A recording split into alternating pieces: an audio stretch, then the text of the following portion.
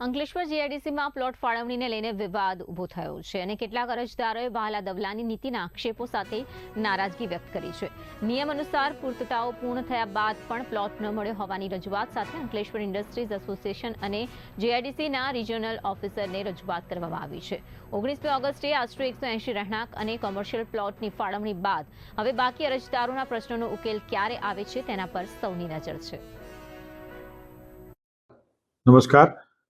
હાલ જે GIDC housing પ્લોટનું GIDC નિગમ દ્વારા એલોટમેન્ટ કરવામાં આવેલું છે, તારીખ 17/8/2000ના રોજ આપણા માનનીય deputy chief minister Shri Harshbhai Sanghvi Ankleshwar ખાતે આવેલા હતા. ત્યારે એની રજૂઆત હતી કે 2018માં જે એપ્લિકેશનો હાઉસિંગ પ્લોટની થઈ હતી પણ અત્યાર સુધી એલોટમેન્ટ આવ્યું નથી.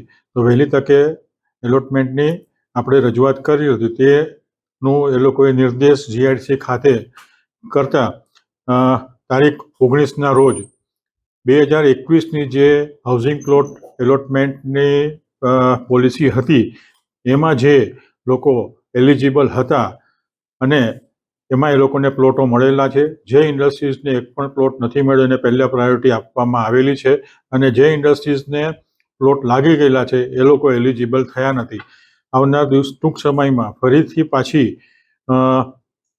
ઓનલાઈન અરજીઓ ચાલુ કરવાની વીસીએમડી પ્રવીણાબેને ખાતરી આપી છે અને ટૂંક સમયમાં એલોટમેન્ટની અરજી સ્વીકારવાનું